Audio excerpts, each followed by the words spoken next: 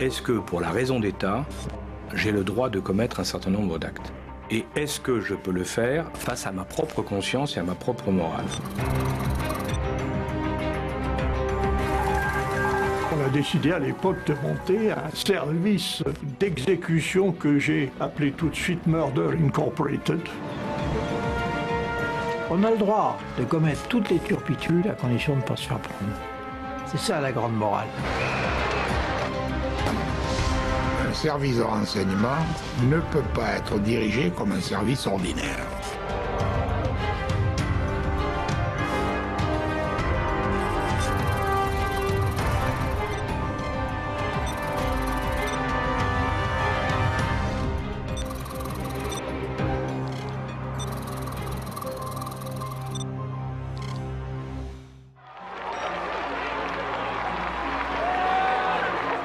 Août 1944, Paris est libéré. Le général de Gaulle descend en vainqueur les Champs-Élysées. Les Français reconnaissent en lui leur libérateur. L'officier insoumis s'était levé contre l'occupation de la France. Soutenu par les Alliés, il a pu mener le combat qui a conduit au débarquement de Normandie, puis à la victoire. Mais ces exploits n'auraient pas été possibles sans un petit groupe de néophytes aussi rebelles que leur chef. Des amateurs qui ne connaissaient rien aux services secrets, conduisant des missions d'une audace folle. Clandestinement, ils ont écrit durant cette guerre certaines des plus belles pages de l'histoire de France. Une histoire de l'ombre, parallèle, inconnue, qui commence 4 ans plus tôt.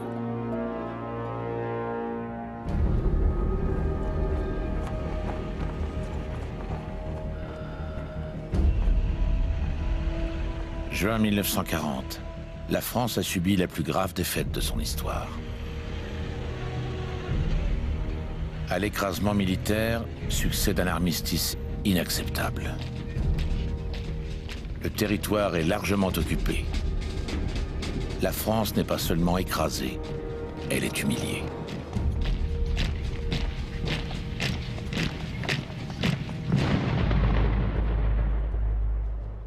Le général de Gaulle est à Londres avec la poignée de volontaires qui ont répondu à son appel. Il n'accepte pas la défaite. L'armistice lui est intolérable. Il veut continuer le combat et incarner la France qui poursuit la lutte. Pour cela, il doit savoir ce qui se passe sur le territoire national. Le général a besoin d'un service de renseignement autonome et dévoué à sa personne avec ses agents, ses armes, ses communications. Mais il manque de professionnels. Les services de renseignement de l'avant-guerre sont demeurés au sein de l'armée d'armistice, fidèle à Pétain.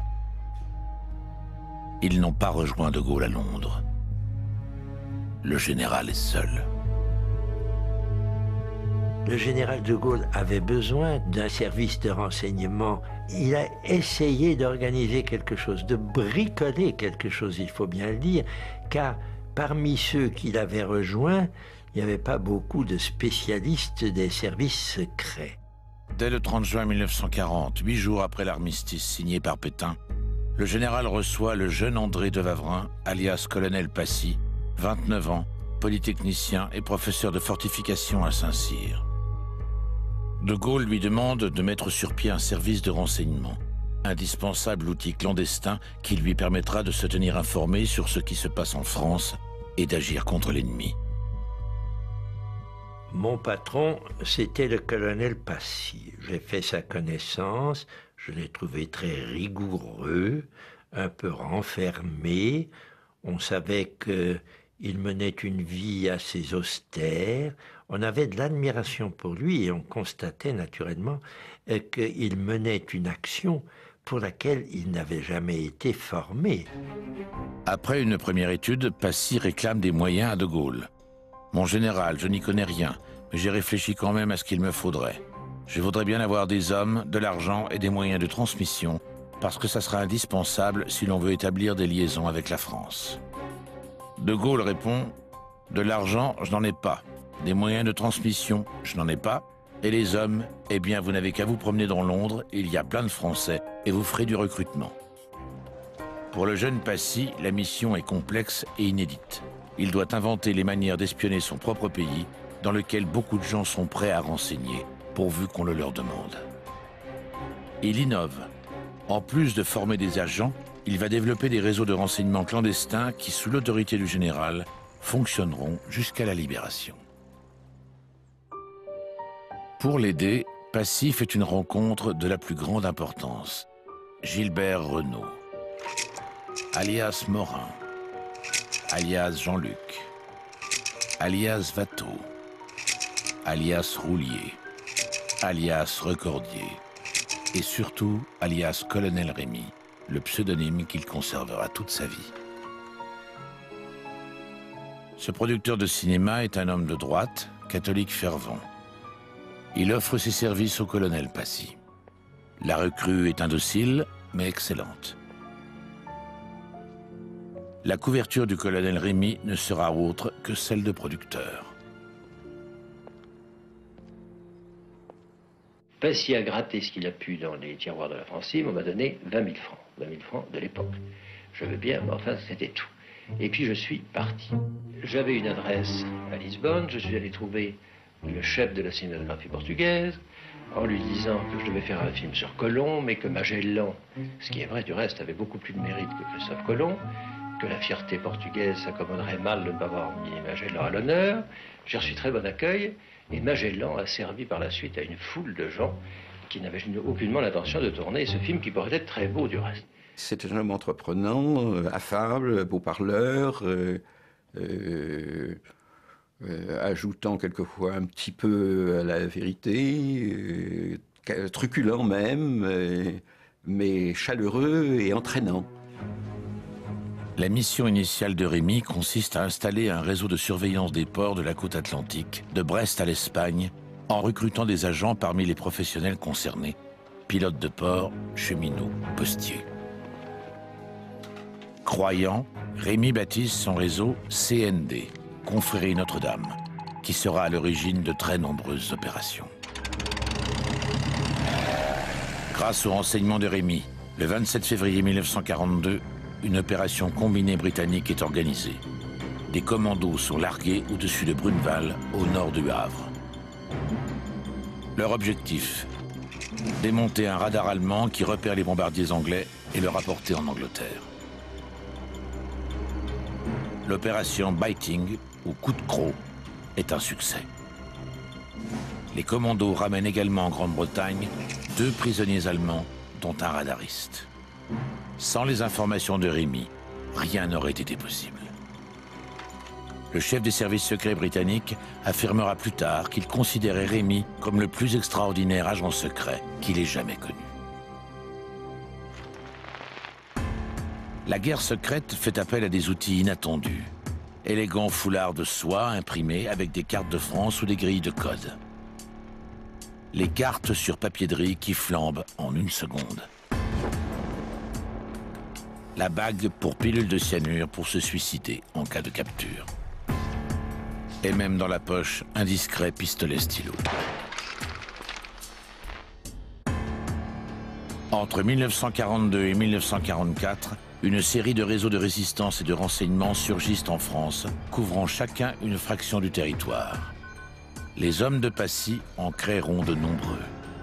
Dans ces réseaux se croisent des hommes, gaullistes ou socialistes, qui joueront plus tard des rôles considérables. Jacques Foccart, alias Binot, qui deviendra l'indispensable homme de l'ombre du général. Gaston Defer, alias Danvers, qui s'engage dans le réseau Brutus. Charles Pasqua, alias Prairie.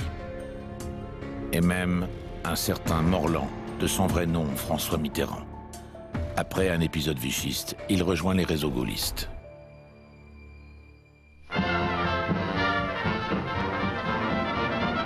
En janvier 1942, les hommes du colonel Passy s'installent dans le plus grand secret, au 10 Duke Street, non loin de Hyde Park. Le service de renseignement de la France libre s'appellera désormais BCRA, Bureau central de renseignement et d'action. La France libre a désormais son corps féminin. La jeune Teresa Torres intègre la structure. La population locale ne savait pas que nous travaillions au BCRA. On ne se promenait pas avec une étiquette « Je suis dans les services secrets de la France libre ». Nous appelions ça la maison chut-chut. Je me souviens d'un bureau pas très grand et que nous recevions du courrier qui venait de France, que nous classions. Je me souviens de grandes cartes avec des endroits probablement qui avaient été demandés par les résistances pour qu'on parachute du matériel ou des gens. Et je rencontrais le général de Gaulle souvent. Et à ce moment-là, je me mettais au garde à vous et je le regardais comme si je regardais Jeanne d'Arc. En janvier 1942, de très nombreux volontaires ont déjà rejoint le général de Gaulle. Seul problème, ils n'ont le plus souvent aucune expérience militaire et encore moins de la clandestinité. Ces néophytes du BCRA doivent être confiés aux moniteurs de l'Intelligence Service britannique, les services secrets anglais. Les stages se succèdent.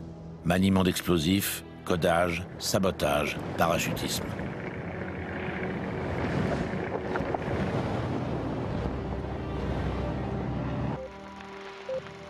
Pour apprendre à tuer un soldat nazi, les formateurs britanniques empruntent les médias de masse. Bandes dessinées,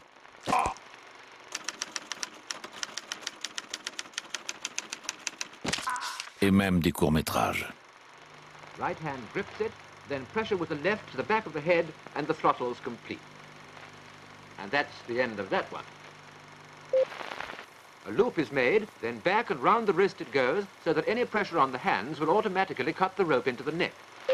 If the prisoner remains still, he'll keep quite nice and snugly. But if he struggles, well, it's just too bad. He'll probably break his ruddy neck. Pendant que les agents secrets se battent sur le terrain, les affrontements politiques, donc la lutte pour le pouvoir, ne se relâchent pas. Depuis le débarquement des Alliés en Afrique du Nord, en novembre 1942, le général Henri Giraud a hérité d'une partie des services de renseignement de Vichy. Il reproche à la structure gaulliste d'être composée de civils, donc d'amateurs, et à De Gaulle de l'utiliser à des fins politiques. Pour représenter la France, Giraud est le favori des Britanniques et des Américains, qui le préfèrent à De Gaulle, jugé à juste titre aussi obstiné qu'incontrôlable.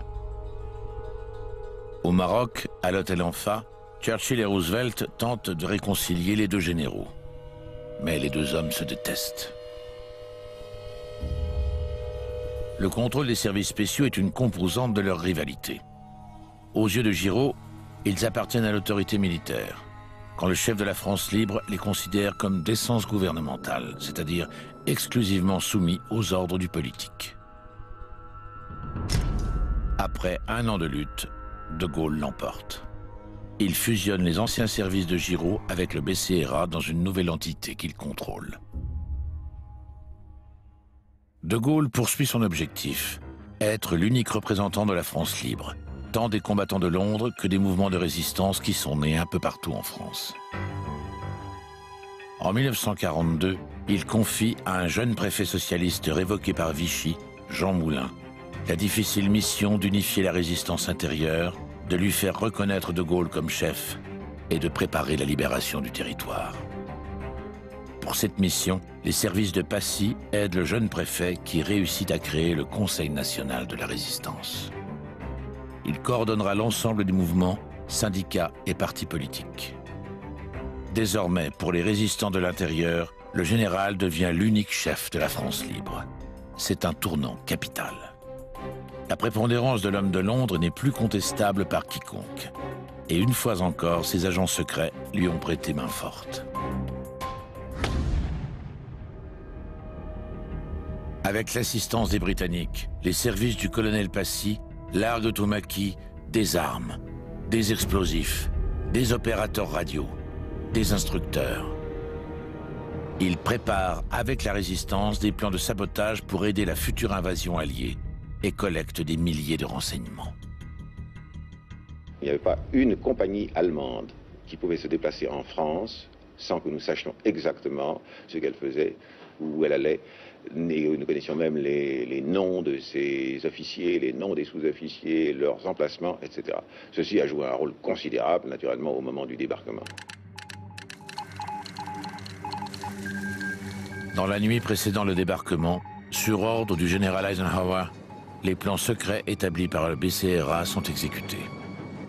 Plan vert, plan de sabotage des voies ferrées destiné à paralyser l'acheminement des renforts allemands vers la zone de débarquement.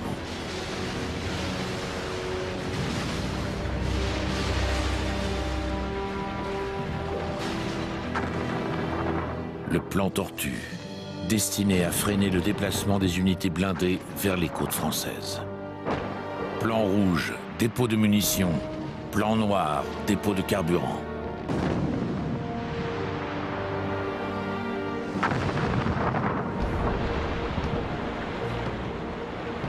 Le 6 juin 1944, à l'aube, l'armada la plus importante de l'histoire attaque les côtes de Normandie.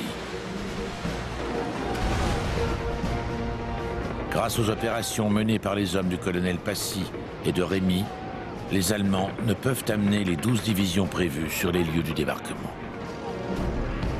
La tête de pont est consolidée, la libération est en marche.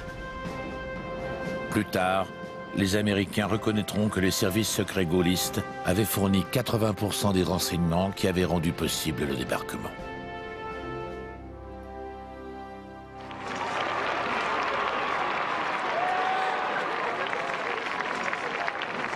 Le 25 août, Paris est libéré. De Gaulle triomphe. La guerre n'est pas finie, mais la France est dans le camp des vainqueurs. Cette victoire est aussi celle des services secrets. Ils ont permis au chef de la France libre de devenir le seul interlocuteur des Alliés. Jamais dans l'histoire, leur rôle n'avait été aussi important. Avare de compliments, De Gaulle aura tout de même des mots chaleureux pour le colonel Passy, son jeune subordonné. Au colonel de Wavrin, l'un des premiers, l'un des meilleurs de mes vieux compagnons, amicalement.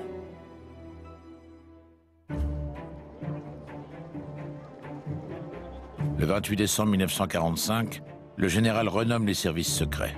Ils s'appelleront désormais SDEC, Service de documentation extérieure et de contre-espionnage. De Gaulle a imposé sa vision. Les services de renseignement d'avant-guerre dépendaient de l'état-major. Le SDEC est aux ordres du président du Conseil. Le SDEC est en charge de l'espionnage à l'extérieur des frontières. Pour contrer les menées étrangères sur le sol français, la DST, Direction de la surveillance du territoire, est créée et confiée au jeune Roger Vibaud, qui avait parfaitement réussi cette mission au sein du BCRA. Mais De Gaulle n'aura pas le temps d'évaluer l'efficacité de cette nouvelle organisation. En janvier 1946, il quitte le pouvoir. 4 mois plus tard, le colonel Passy est touché par une obscure affaire de fonds secrets. Il est contraint de quitter le service. De Gaulle et Passy, ses créateurs, laissent le SDEC à sa destinée. Passy ne reviendra jamais dans les services secrets, sauf un quart de siècle plus tard, au cinéma. Il acceptera en 1969 de jouer son propre rôle dans le film de Jean-Pierre Melville, L'Armée des Ombres, où il donne la réplique à Paul Meurice et à Lino Ventura, qui jouent le rôle d'un résistant, comme par hasard, producteur de cinéma. Je ne pourrais pas vous envoyer toutes les armes que vous me demandez, car comme vous le savez, les Anglais n'ont qu'une confiance modérée dans l'efficacité de la résistance française.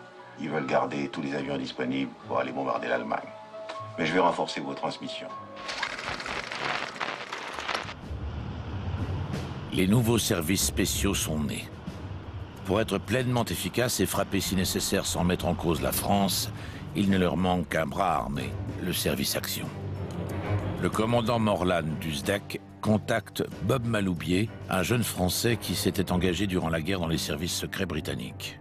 J'ai rencontré Morlan qui m'a dit, quand tu rentres, si tu veux, j'ai besoin de gens comme toi. Il avait besoin comme d'agents, de vétérans de 21 ans. Hein. Vétérans, n'oubliez pas qu'on était vétérans pour monter un service action. Donc, alors la première chose, ça a été la création du bataillon de choc, avec des gens qui soient capables de se mettre en civil, de sauter au sommet d'une montagne avec des skis, de plonger, de faire des opérations amphibies.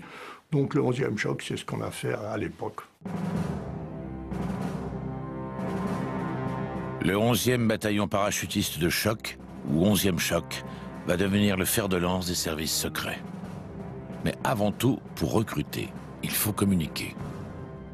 5, 4, 3, 2, 1, partez! Ton entraînement commence. Éducation physique, bien entendu, mais surtout parcours du combattant.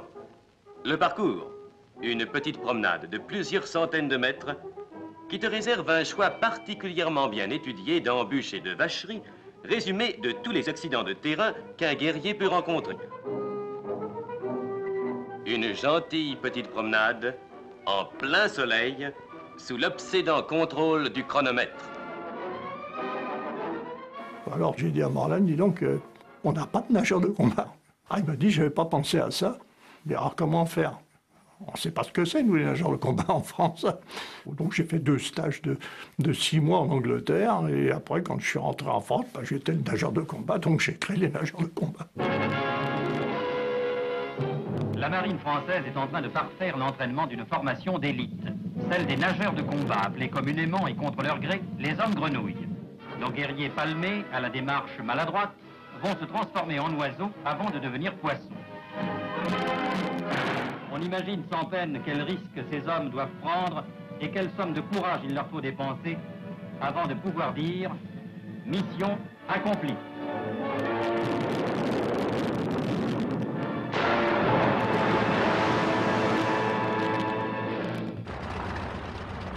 L'organisation que le général de Gaulle a mise sur pied dès 1945 ne va pas rester dans l'ombre bien longtemps.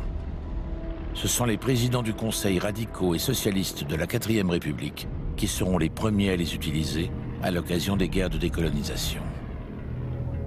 Jamais les services français ne seront aussi actifs que dans la période qui s'ouvre avec la guerre d'Indochine, se poursuit avec celle d'Algérie et se clôt avec les indépendances des colonies d'Afrique noire.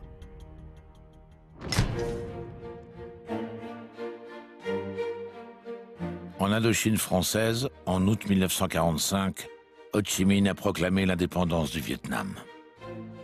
Le leader indépendantiste est en visite en France pour négocier l'avenir de son pays avec le président du Conseil, Georges Bidault. Les négociations échouent.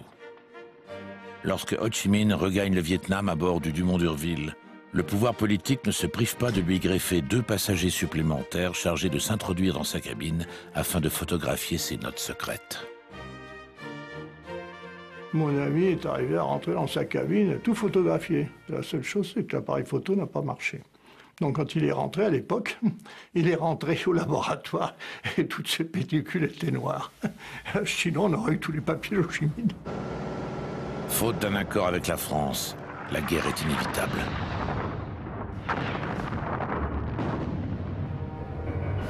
Trois mois plus tard, en décembre 1946, l'insurrection Viet Minh éclate contre la présence française. Les services secrets vont participer à cette guerre dans toute une série d'opérations clandestines.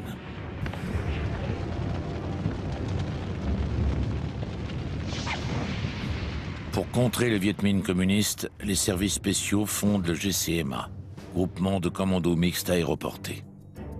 C'est le service action du SDEC pour l'Indochine. Il entend rallier les tribus des hauts plateaux laotiens aux troupes françaises. L'idée du GCMA a été de gonfler les minorités contre le Viet Minh. Et l'action principale, c'était la constitution de maquis. Des maquis anti-vietmiennes à partir de minorités ethniques opposées aux Vietnamiens. Ça a très bien réussi. Ça a très bien réussi. Le GCMA forme ces minorités. Saut en parachute, contre-guérilla, mission de sabotage en tout genre. Ces jeunes recrues vont combattre le Viet Minh pour la France.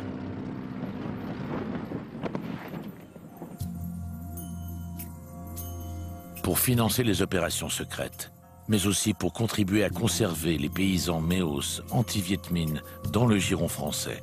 Le GCMA va mener l'opération X. Ça consistait à acheter de l'opium dans la haute région, où il n'était pas cher, et à le revendre par l'intermédiaire de la régie en partie sur la côte, et notamment dans les grandes villes, notamment Saigon. Et pourquoi ce trafic d'opium? Pour avoir de l'argent liquide, parce que les services spéciaux pour la guerre d'Indochine n'avaient pas assez d'argent.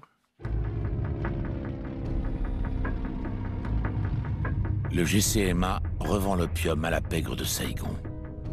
Le service action du SDEC devient alors trafiquant de drogue.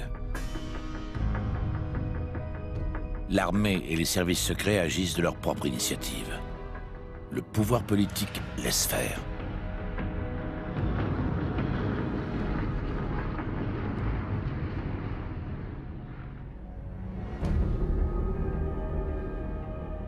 À 1800 km au nord de Saigon, en novembre 1953, les troupes françaises se déploient dans la cuvette de Dien Bien Phu, position stratégique, nœud de communication entre le Vietnam, le Laos et la Chine.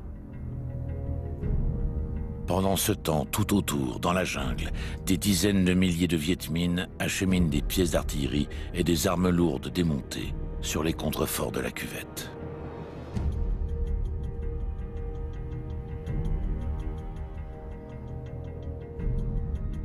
Les services de renseignement savent tout. Les hommes de Maurice Belleux, patron du SDEC en Indochine, ont installé un puissant réseau d'écoute des télécommunications vietnamiennes. On savait parfaitement ce qu'il y avait autour de Dien Bien Phu comme force viette, en hommes, en matériel. On avait même, par écoute, les écoutes radio, les codes Viet Minh n'étaient pas terribles et on les cassait facilement. On savait le nombre de mitrailleuses de DCA, on savait le nombre de canons, on savait pratiquement le nombre des munitions dont disposaient les Viettes. L'attaque du Viet Minh survient le 13 mars 1954. Un déluge de fer s'abat sur les Français qui se croyaient invincibles. Encerclés, ils sont pris au piège dans la cuvette. Le commandement n'a rien voulu savoir des avertissements du SDEC. Il a commis un péché mortel en matière militaire. Il a sous-estimé son adversaire.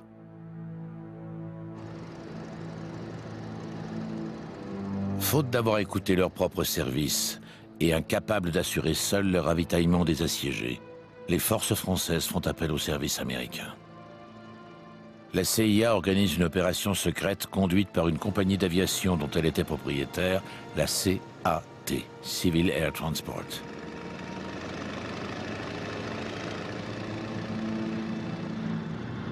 Les avions américains sont repeints aux couleurs françaises et procèdent à 682 largages pour tenter de sauver le camp assiégé. Mais il est bien tard.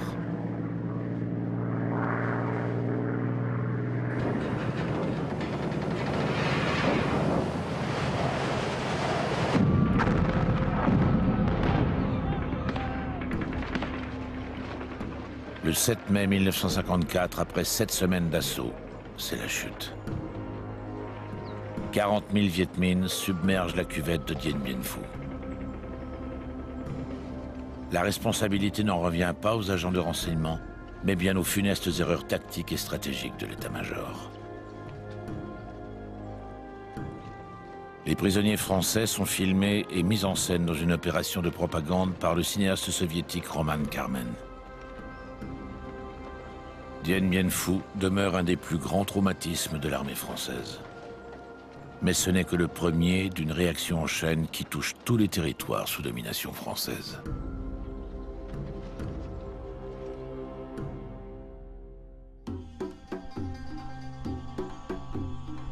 Cinq mois après Dien Bien Phu, c'est la Toussaint Rouge. Le 1er novembre 1954, une série d'attentats anti-français est commise en Algérie. C'est le début d'une nouvelle guerre. Devant la vigueur de la rébellion à laquelle l'armée a du mal à faire face, le socialiste Guy Mollet, chef du gouvernement, accepte rapidement un recours massif à l'action clandestine et à la guerre secrète. Le SDEC décide de faire appel à des voyous. On a décidé à l'époque de monter un service d'exécution que j'ai appelé tout de suite Murder Incorporated, de pourvoyeurs d'armes du FLN et de financiers du FLN, si vous voulez, donc aller chercher un peu partout dans le monde. C'est quand même un métier très très spécial de devenir tueur à gages. Donc on a dit, vous êtes officier traitant, comme en Angleterre on avait des traitants anglais et nous qui opérions, et on va vous donner les opérateurs. Mais les opérateurs, on est allés chercher dans les prisons. Ils m'ont donné des petits délinquants qui, contre la promesse d'être mis en liberté, etc., de voir effacer leur casier judiciaire, on dit, vous allez faire un coup. Bien sûr, ces gens-là, c'était pas des tueurs. Quand ils arrivaient, on leur donnait des armes, tout ça, ils larguaient leurs armes, ils rentraient en catastrophe à Paris. Le SDEC veut recruter de vrais tueurs. Il se tourne vers Joe Attia, un prince du milieu. Mais alors qu'il est envoyé en mission pour une exécution, il se fait arrêter au Maroc espagnol et risque de tout révéler. Le service doit le faire libérer. À ce moment-là, moi j'étais en rapport avec sa femme, qui s'appelait Carmen Cocu d'ailleurs. Carmen m'a appelé, m'a dit, Bob, il faut sortir le grand de prison. Si vous ne faites pas assez vite, j'en parle à la presse. Vous voyez à peu près la réaction dans notre bonne maison. Pour sortir Joe Attia de prison, le SDEC trompe la justice. Il va tenter de faire croire que Attia est l'assassin de 2 trafiquants retrouvés morts en forêt de Rambouillet. L'objectif, faire extrader le truand du Maroc. Ma maison est arrivée à obtenir qu'il y ait une reconstitution du crime. Et auparavant, on avait intelligemment fait fabriquer une gourmette là, en or, avec marqué à l'intérieur à Joe pour la vie, signé Carmen. Carmen était la femme de Joe. Donc on s'est dit, la commission va tomber dessus, une preuve, et Joe, eh ben, on le réclame pour le meurtre de mon frère Lamourie, et il rentre. La commission est arrivée, on a fouillé partout, il n'y avait plus de gourmette. La gourmette avait disparu. Alors ils sont arrivés quand même à mettre dans un pot à tabac dans son bistrot un pistolet, à tirer une 2e fois la justice. Quand on leur a mis le nez dans le pot à tabac, ils ont découvert le pistolet, et à ce moment-là, on s'est aperçu que le jour du crime, il n'était pas en France, donc il y avait un non-lieu, il était le roi du non-lieu une fois de plus.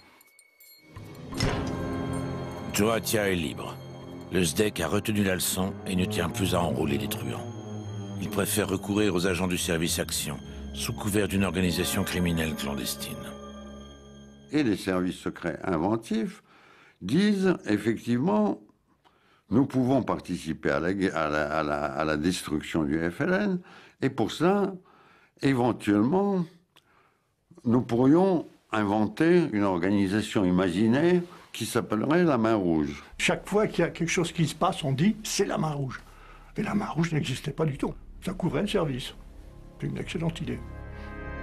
Sous le nom de la Main Rouge, le service Action lance des opérations Arma, visant à détruire les armes destinées au FLN. Aux yeux du SDEC, l'équation est simple. Moins d'armes livrées à l'ennemi, c'est moins de soldats français tués en Algérie. À travers tous les ports d'Europe et du Maghreb, la Main Rouge frappe des navires transportant des armes.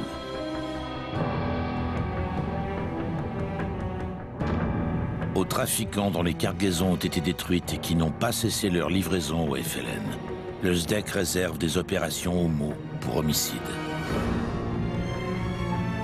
La Main Rouge assassine plusieurs marchands de canons dans toute l'Europe. L'opinion publique n'y voit que du feu.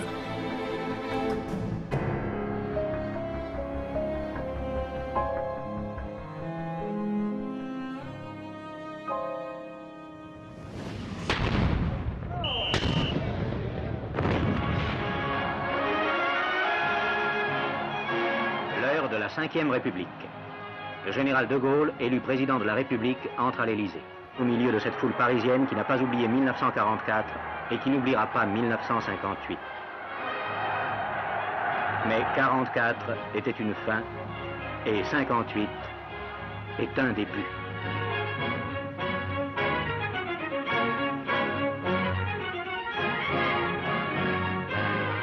En mai 1958, soutenu par l'armée, De Gaulle revient au pouvoir. Michel Debré devient Premier ministre. Le nouveau président français rencontre le général Paul Grossin, le directeur du SDEC. Sans faire cesser les assassinats ciblés, il fixe 3 règles. Ces exécutions ne peuvent en aucun cas viser des Français. L'approbation du chef de l'État et du Premier ministre sont requises. Ils sont réservés au temps de guerre, hors du territoire français. Pourtant, après les trafiquants d'armes et les combattants algériens, des avocats défenseurs du FLN sont ciblés, même sur le territoire national. Lorsque le colonel Roussillon nous a dit on s'occupe des avocats, moi j'ai proposé qu'on s'occupe de Maître Vergès et de Maître Oussedic, qui me paraissaient les plus virulentes d'affaires. Roussillon m'a dit non, l'ordre est formel, on s'occupera de Maître Ould-Daoudia, que personne ne connaissait. Nous sommes réunis un soir chez une consoeur. Ould-Daoudia doit participer à cette réunion. Il n'est pas là. On téléphone à son cabinet, ça ne répond pas. On a localisé son bureau, on a étudié ses habitudes et on savait qu'à partir d'une certaine heure, le soir, il était seul dans son bureau, il n'y avait plus personne dans l'immeuble. Et à 9 h, on s'est dit non, on ne va pas l'attendre, on va commencer le repas. Et s'il arrive, il va participer. Et c'est comme ça qu'on a assassiné Ould-Daoudia. Le lendemain, la concierge monte dans les différents étages. Et là, elle trouve un homme couché sur le ventre. Elle pense que c'est un clochard. Avec sa serpillière, elle le renverse. Et elle reconnaît Ould-Daoudia avec la poitrine pleine de sang. C'était d'une facilité enfantine.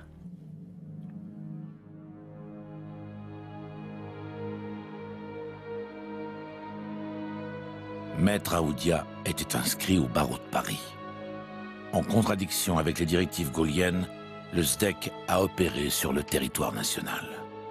Il va bientôt s'en prendre à des ressortissants français. Muel, après Ould-Daoudia, s'apprêtait à me régler mon compte. Quant à Vergès et Oussedic, c'est vrai qu'on avait monté une action contre eux. On leur avait d'ailleurs envoyé la lettre de préparatoire en les prévenant qu'il allait leur arriver quelque chose. La lettre est très brève, très éloquente aussi. Toi aussi. Et un numéro. Il n'y a pas de numéro 1. Il y a un numéro 2, c'est moi. Et puis ça va 3, 4, 5, 6, jusqu'à 7. Et puis l'affaire ne s'est pas faite pour des raisons techniques qui ont foiré. Quelle raison? Une panne de voiture. La voiture n'a pas démarré? La voiture n'a pas démarré. Il faut dire qu'on n'était pas très riches et on n'avait pas un matériel performant. Mais si elle avait démarré, Maître Vergès... Si elle avait démarré, on risquait de perdre Maître Vergès et Maître Oussedic. Constantin Melnik, russe blanc, petit-fils du médecin du tsar, surnommé SDEC Tartare, est au service du Premier ministre Michel Debré comme conseiller aux affaires de renseignement. Je pense qu'il y a eu un dérapage. C'est-à-dire que on est parti de l'idée que le trafiquant d'armes pouvait être éliminé, et de là, l'idée que l'on pouvait éliminer qui on voulait. Moi, l'hypothèse que je retiens, c'est que le dérapage est dû à des éléments non contrôlés. Nos ordres ne venaient que du pouvoir politique, puisqu'il y avait une liaison directe entre le service action et le Premier ministre. À l'époque, c'était Michel Debré. On nous a dit, on s'en prend au collectif des avocats. Une vraie question demeure, dans quelle mesure De Gaulle était-il au courant? A-t-il donné des ordres en personne ou s'est-il reposé sur la compréhension qu'avaient de ses intentions politiques ses plus proches collaborateurs? Imagine-t-on un instant qu'ils auraient poursuivi ces opérations s'ils n'avaient bénéficié du feu vert, utilité tacite, du chef de l'État? Mais le général de Gaulle considérait tout ça un peu comme de l'intendance, si vous voulez. Dans 90% des cas, c'est le général Grossin qui, s'appuyant sur les directives générales du général de Gaulle, donnait des ordres à ses propres services. Et si une opération aboutissait à un résultat et qu'il n'était pas désavoué par le général de Gaulle, il estimait qu'il était dans la bonne voie et il continuait. La guerre d'Algérie offre au SDEC un terrain qu'il ne retrouvera jamais plus. Est-ce l'âge d'or du service action ou celui durant lequel il s'est affranchi durablement des lois de la guerre?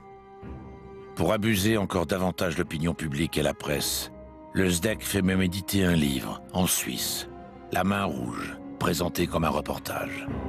Le SDEC devient une redoutable machine à tuer. Au cours de la seule année 1961, il aurait abattu 103 personnes, ce qui n'empêche pas les bavures. En juillet 1959, la voiture de Taïeb Boularouf est piégée à Rome, mais l'attentat le manque. Le trafiquant d'armes avait eu sa voiture piégée par une charge explosive qui était reliée par un fil de nylon pratiquement invisible et un hameçon accroché à la roue. Quand la roue se mettait en mouvement, le fil se tendait et la charge fonctionnait. Et là, il se trouve qu'un gamin qui jouait dans la rue a lancé son ballon sous la voiture. Le fil a été tendu. Je pense que c'est la seule vraie bavure qu'on ait eu enregistrée.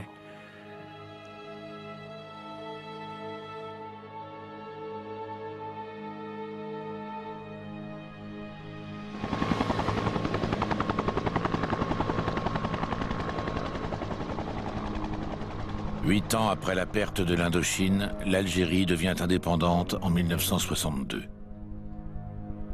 Nombreux sont les hommes des services spéciaux qui voient là une nouvelle trahison du pouvoir politique. Pour nous, c'était une catastrophe, dont on ne s'est pas encore remis. Est-ce que vous montez un complot contre le général pour l'assassiner? J'y ai pensé. J'y ai pensé, et c'est d'ailleurs ce qui m'a provoqué des ennuis. Parce que certains ont imaginé que si je m'occupais de ce problème, compte tenu des techniques acquises au service action et des moyens du service action, c'est un complot qui risquait de réussir. Alors on m'a mis à l'abri. C'est-à-dire? Donc j'ai passé 3 mois à Fresnes et j'ai été viré de l'armée 1 an après. La main rouge demeure un cas unique. Pseudo-organisation criminelle dirigée en fait par les services secrets. Elle va faire fantasmer toute l'Europe avant que l'énorme supercherie soit révélée. La paix revenue, Paul Grossin, alors patron du SDEC, trouve cet épisode plutôt plaisant et s'en réjouit, sans plus de formalité. C'était quoi la main rouge pour vous alors, en général? La main rouge, c'est un genre de gens qui étaient si vous voulez, des révolutionnaires dans leur genre, et qui voulaient qui estimaient que le gouvernement français ne prenait pas assez de dispositions pour contrer, si vous voulez, les marchands d'armes ou les trafiquants d'armes. Ben, ils ont fait leur travail eux-mêmes.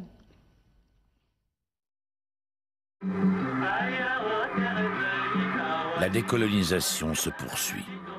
L'Indochine et l'Algérie ont conquis leur liberté par les armes. Pour les colonies d'Afrique noire, les guerres ouvertes seront évitées. Le général de Gaulle a accepté qu'elles prennent leur indépendance.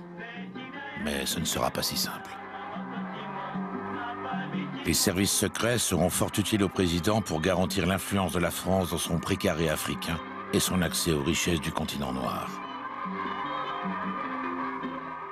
Le lien entre de Gaulle et l'Afrique porte un nom, Jacques Foccart.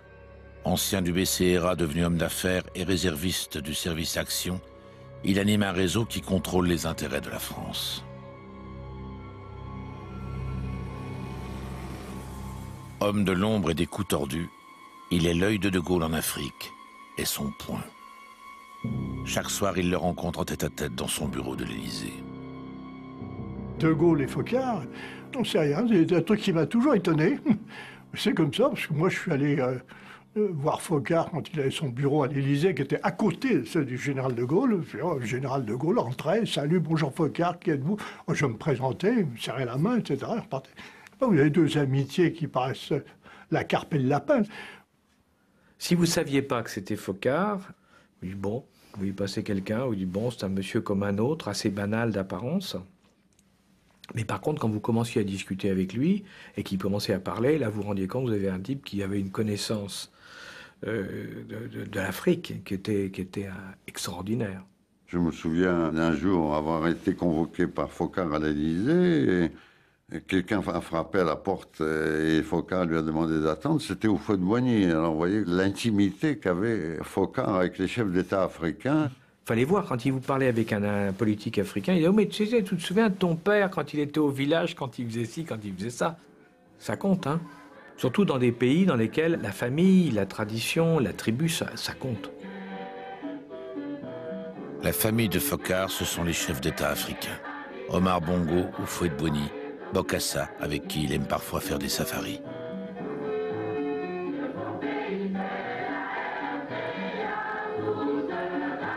Il n'y a pas beaucoup de gens qui sont prêts tous les dimanches ou presque à inviter des responsables étrangers, africains ou d'ailleurs, hein, chez eux, passer le week-end en famille. Ce type, il vivait que pour ça. Alors bon, tout le monde était un peu quand même fasciné parce que vous, de temps en temps, vous avez envie d'arrêter. Hein, vous avez envie, tiens, et si je me changeais un peu les idées. Lui, c'était vraiment, il vivait à 99% hein, pour sa mission. Aux nouveaux pays indépendants, De Gaulle propose d'intégrer la communauté que la France a créée avec ses anciennes colonies. Mais la contestation n'est pas admise. Plusieurs leaders africains refusant le projet gaullien vont payer cher cet affront. L'expérience acquise dans la lutte contre le FLN va servir aux SDEC en Afrique noire.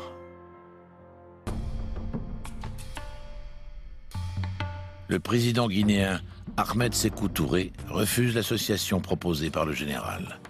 Il se rapproche du bloc soviétique. Le SDEC va dès lors s'employer à le déstabiliser et faciliter la prise du pouvoir par l'opposition. Les services français font circuler de la fausse monnaie guinéenne qui inonde bientôt le marché. L'économie locale s'effondre. La manœuvre est malvenue et dérisoire car le leader guinéen se rapprochera durablement de l'URSS. Au Cameroun, le leader du parti d'opposition UPC, Félix Moumié, lutte contre le régime d'Amadou Ahidjo mis en place par Foccart. William Bechtel, ancien du BCRA, réserviste doyen du service Action, est envoyé à Genève pour l'assassiner. Bechtel a joué le journaliste qui voulait interviewer Félix Moumié. Et au cours du repas, Bechtel a empoisonné d'abord le pastis, l'apéritif, avec du thallium. Félix Moumié a trouvé que le pastis avait mauvais goût et ne l'a pas bu. Alors Bechtel a remis du thallium sur le plat de résistance.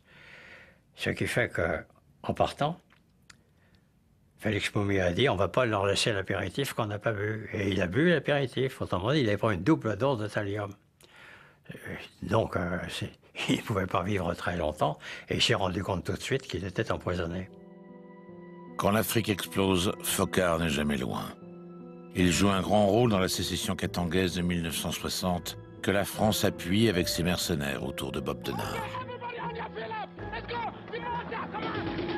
Foccart est présent avec ses mercenaires lors de la sécession de la province pétrolière du Biafra, au Nigeria. Le soutien clandestin de la France a prolongé le conflit de plusieurs années et provoqué la mort de dizaines de milliers de personnes dans une catastrophe humanitaire majeure. Derrière cette opération, en réalité, il y avait un intérêt pétrolier indiscutable des Français qui se disaient bah, tiens, si on met la main sur le pétrole, ça serait pas mal. En réalité, la guerre du Biafra, c'est une guerre entre les compagnies pétrolières, je dirais, anglophones hein, et les Français. On peut habiller ça comme on veut, mais le fond de l'histoire, il est là. Au prix de milliers de vies. Pardon? Au prix de milliers de vies. Ah oui, ça c'est sûr. Ça, je ne vous dis pas le contraire. À partir du moment, par exemple, où vous récupérez des minerais qui vont être traités ensuite en France, à partir du moment où vous extrayez du pétrole et que c'est du bon... Enfin, à partir du moment où vous avez des activités qui sont des activités qui vont apporter à l'économie française un développement, ben, évidemment, c'est une bonne justification quand même. Hein. Alors vous me direz, oui, mais peut-être que la partie amont a peut-être été très morale. C'est vrai, mais les autres font pareil. Alors vous me direz, c'est pas une excuse. Hein, ça c'est vrai. Mais il faut... le monde n'est pas un monde angélique. Hein. C'est moins qu'on puisse dire. Sur le moment, on ne se pose pas de questions, puis après, en y repensant, on se dit quand même, est-ce que c'était bien ou mal? Et puis on se dit, bon, quand même, c'était pour la France, comme on dit. On feint de croire que Jacques Foccart serait une sorte de franc-tireur, un électron libre. Rien n'est plus inexact. Aux mains du général, il est une arme. Foccart est l'instrument du général, lui. Le général de Gaulle n'a jamais aimé les services secrets et ces méthodes de gangster des services secrets. Alors, il fermait les yeux, là, et puis il avait un Deus ex machina qui était Foccart. Il faisait ça par personne interposée, mais il ne voulait pas le savoir. Il a toujours considéré ça comme absolument nécessaire. J'ai tendance à croire que pour lui, c'était un mal nécessaire. C'est-à-dire que, si vous voulez, il n'avait pas... pour lui, c'était pas... Lui, c'était un soldat traditionnel, si vous voulez. La guerre du renseignement, il faut reconnaître que c'est pas très traditionnel. Depuis l'appel du 18 juin 1940, un quart de siècle s'est écoulé. Conçu pour lutter contre le nazisme, consolidé en Indochine, en Afrique noire et en Algérie, les services secrets français sont à la fois puissants, redoutés et très fragiles. Le milieu des années 60, c'est le pic de la guerre froide. Les services secrets français en font désormais leur priorité.